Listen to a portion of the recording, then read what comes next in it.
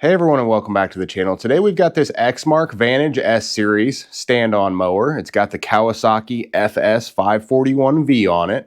Customer brought it in and said that it runs poorly, it pops and it cracks, and it doesn't have any power when you engage the blades. I'm going to take you through the full diagnostics and repair to get this taken care of, whether it's on a stand-on mower, a riding mower, a zero-turn, or any other mower that has this Kawasaki V-twin engine or a similar one on it. Don't forget to hit that like and subscribe button as we go along if you enjoy the content.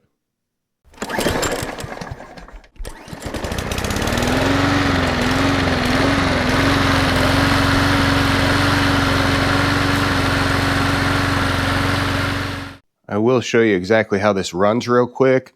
Obviously on any piece of equipment, the first thing I do is check the oil. I checked this oil as soon as I pulled this in after he brought it, and guess what? There is not a drop on that dipstick. So we're going to, since he brought all of the stuff for us to service it anyway, we're going to put some oil and change the filter real quick before I show you how it runs and we dive into this.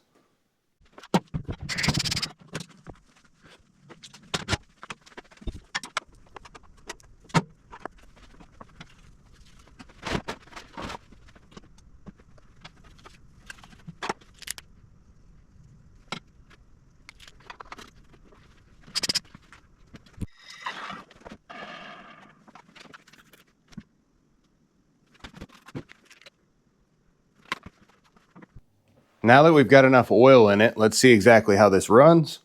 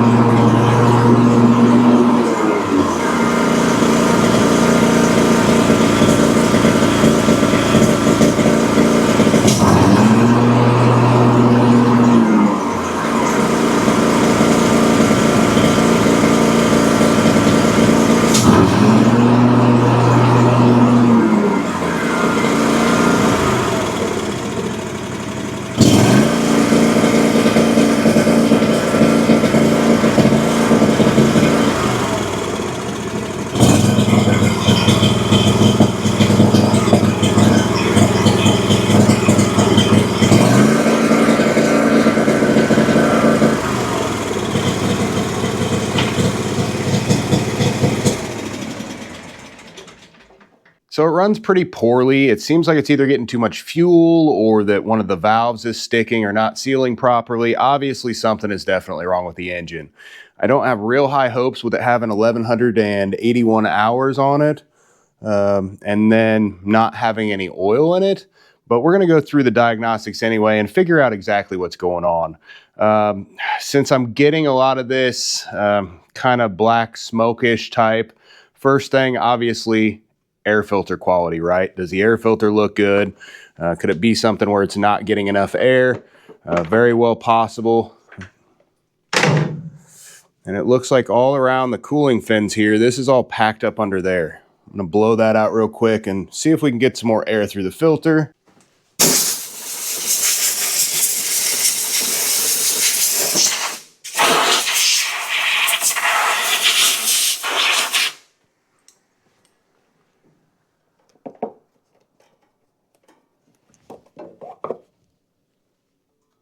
Now the air filter looks fairly decent. Guess it is a little bit black. Sometimes you can throw a flashlight on the back side and see if you can see through it. I actually don't see much through that. It doesn't look bad, but it's a possibility that it could be partially plugged up causing this issue. Let's check the fuel real quick. Many of these popping and cracking issues present like this as something else, but it's just something wrong with the fuel. So we'll pull the fuel line off right at the carb here. And regardless of whether it's one of these or any other kind, you basically just follow it from the fuel pump here across. Thought I had that clamped back a little further. Apparently not. There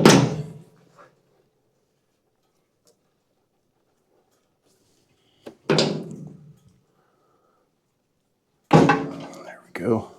Oh, it's got plenty of fuel pressure. Wow. Don't spray fuel directly on a hot muffler. You don't want to fire. That's kind of hard to take out there. Just kind of hold it here and I'm going to turn it over, let it start for a second.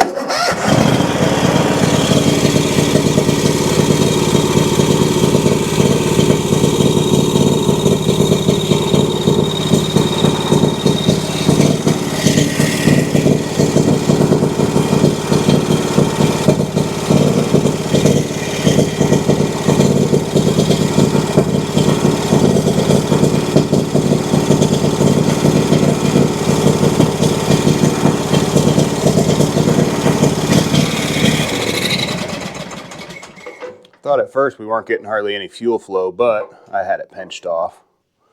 That was my fault. The fuel looks completely clear, smells good. I don't think the issue is going to be fuel related by any means.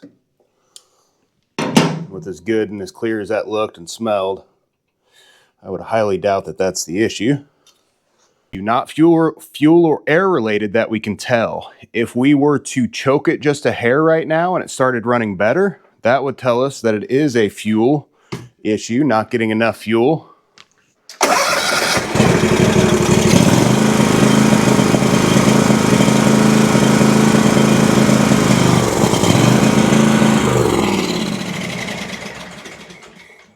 And that does not solve the issue by partially choking it. I just worked it kind of from low to high, and there was no spot, no matter the amount of choke that I added, that would make it run right.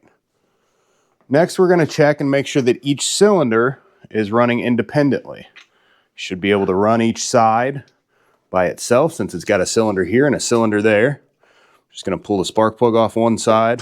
Usually like to just kind of hold it to the side. That way it grounds out. See what happens.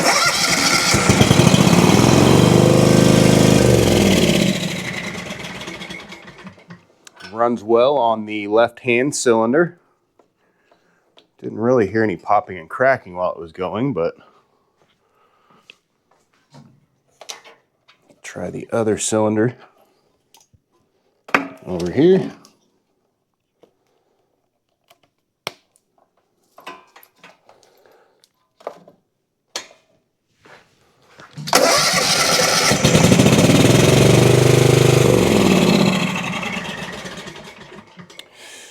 As I had this held up against the side, we could see it spark. Everything on each side seemed pretty good.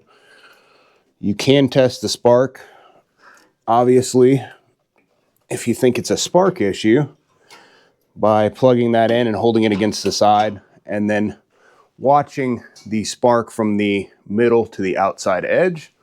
Should spark well. This one, as I was doing it, didn't seem to have nearly as strong of a spark as the other side. I'm going to test that one more time. I was just kind of observing it as it was running. Let's see.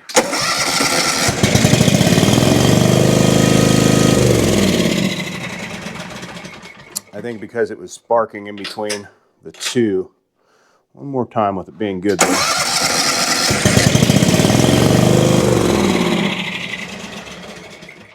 Sparks from this side to that side look quite a bit different. This side doesn't seem to present nearly as strong of a spark. See what the spark checker says.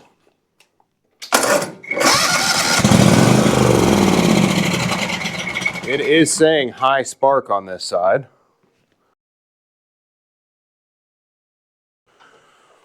But if you inspect those and they look different, could very well have an issue with your ignition coils or your spark plug.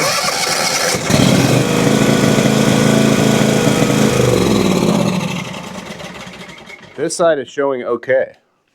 High spark on one of these spark checkers normally is going to tell you that either the cylinder's flooded and there's way too much fuel in it, there's just not much resistance, or not much space in between the plug, it is a very high spark compared to what it should be. I think it's looking like right now, both cylinders are actually running independently, but this one is very likely not completely combusting, and that's where we're getting those pops and those cracks, because it's likely combusting every now and again instead of every revolution. Here we are at yet another very likely coil issue. I've ran into this quite a bit on these Kawasaki engines here recently and done a few different videos on them, but this one's presenting quite a bit differently than the others have. We're going to take off the housing and get to that. Now, if it would have cleared up when we choked it at all and would have started running better, we would have pointed towards a fuel-air mixture issue. If both of these coils, the spark on both sides would have looked okay, and we still had the same running issue, we'd point towards a valve train issue. I would have likely done a leak down test on each side and figured out exactly where we were losing compression and why we were getting that popping and crackling. But here it's seeming definitely like an ignition coil issue. I'll take the shroud and the fan and everything off and get up underneath and see exactly what's going on to get this taken care of.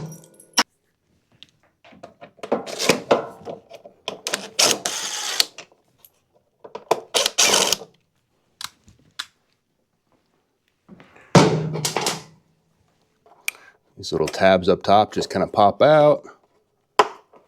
Middle pops out. And then you can pry the whole thing out. So I'll take the middle all the way out here.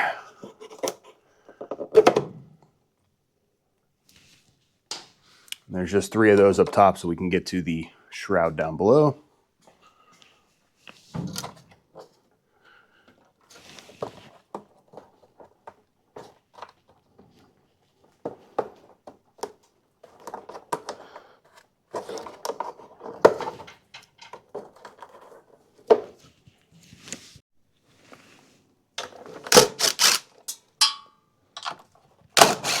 These are all the same size except for the one that holds the oil fill tube on. This one here is just a hair longer. It's got a little bit bigger flange on the end, or shoulder, I mean, whatever you'd like to call it.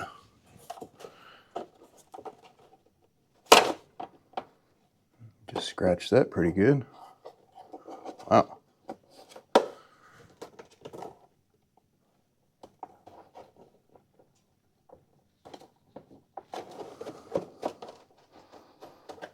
Oh, you know what? Yeah.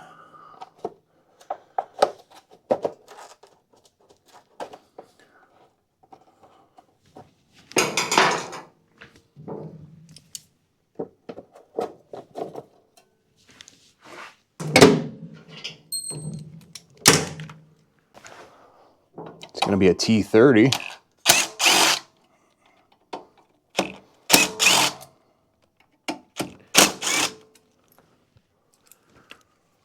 All 3 the same there. This comes off. Yeah, look at all that junk caught in there. Definitely slows down cooling. And then you got a spacer underneath. Now the whole shroud, straight up and off. Now that we're up top, we want to inspect all the wiring, make sure there's no nicks or cracks or anything in it. Everything in here looks relatively good, especially for an engine with this many hours on it. I don't see any chew marks from mice or anything to that effect, and they all look relatively good. We can unplug the kill wire and we can try to run it without it connected to see if that changes anything. Very highly doubt that it will, but if you get better running with your kill wire disconnected, that's going to tell you have some sort of ground either on this wire or from the tractor itself causing this intermittent issue. Since this side was the only one that was presenting this way, that's the only one I'm going to unplug, and we'll see if that changes anything. Likely, from what we're seeing, this ignition coil is bad. While we are in here, we can also look between the head here in the block.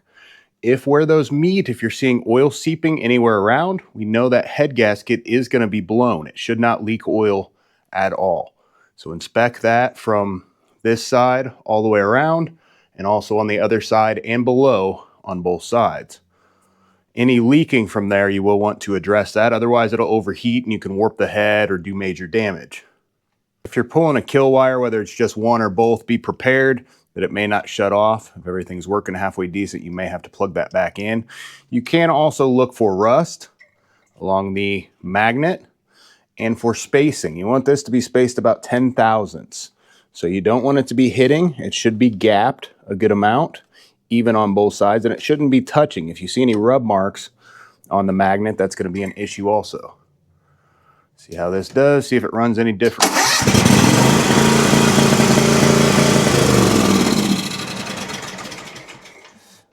Let's remove it and see exactly what we have.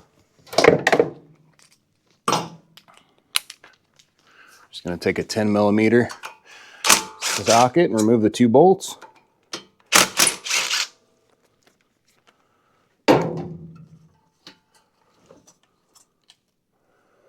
There's a tiny bit of surface rust on the front. Nothing that I would call major. I don't see any separation of the laminations or anything here, or any damage otherwise. What you can do if you're not sure if the coil is the issue, you can switch sides and see if the spark changes, see if the weak spark is on that side then, or if you're only running on one cylinder, you can switch sides and see if the opposite cylinder will run. If only one cylinder is running, obviously you know you have a valve train issue or a spark issue, some reason that side is not healthy. So you'll address that. Here, what I like to do, I don't like to, you can use an ohms meter to test these. It actually looks like there may be a little bit, oh, that's just the outside edge where it's kind of wrinkled. You can use an ohms meter to test these, but in my opinion, it's very unreliable. What I like to do, I think this is the same coil I used in the last video. I've got one that's basically brand new. I like to clean all this up and throw a new coil on it and see what happens at that point. We will clean the tabs off where it connects. Just use a wire brush.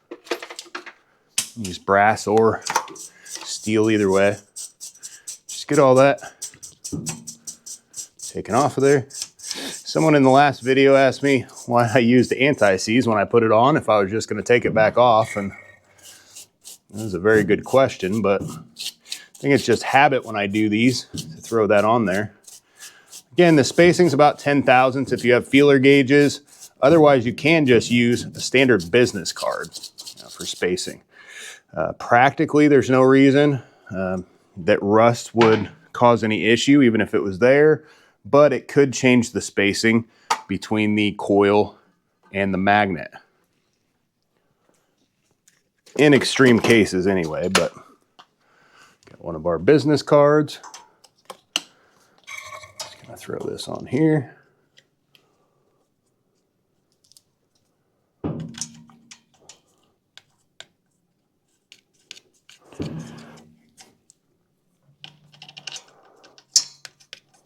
Strange, it seems a lot differently spaced than what the other one was on the other engine we were working on. Space is almost at the back of these slots here as opposed to the front like the other one did. So we'll push this against, tighten it down.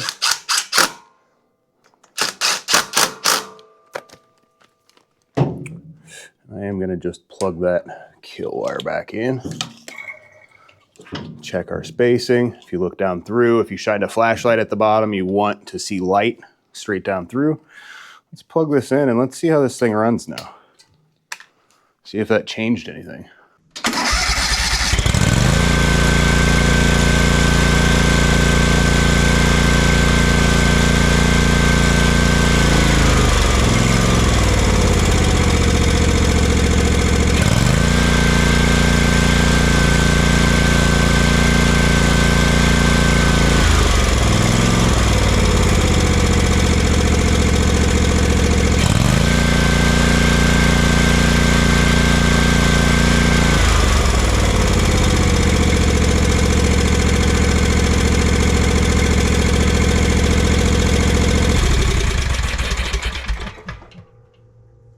Runs just beautifully.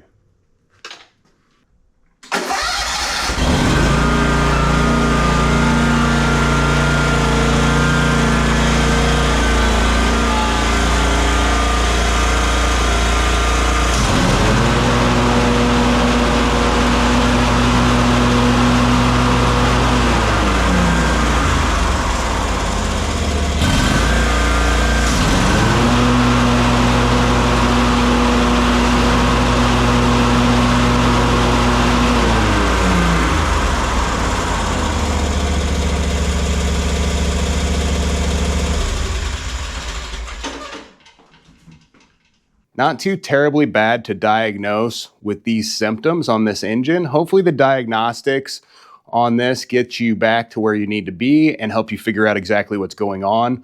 We've went through quite a bit of different diagnostic testing and different test results on this same engine, whether it's on a zero turn or a rider or stand up or whatever it is. I'll put some links to those down below if yours presents a little bit different and you need further guidance. But likely with these same steps, it'll send you to the direction that you needed to go to get this all taken care of. Don't forget to hit that like and subscribe button if you enjoyed the content. Thank you guys for watching and have a great rest of your day.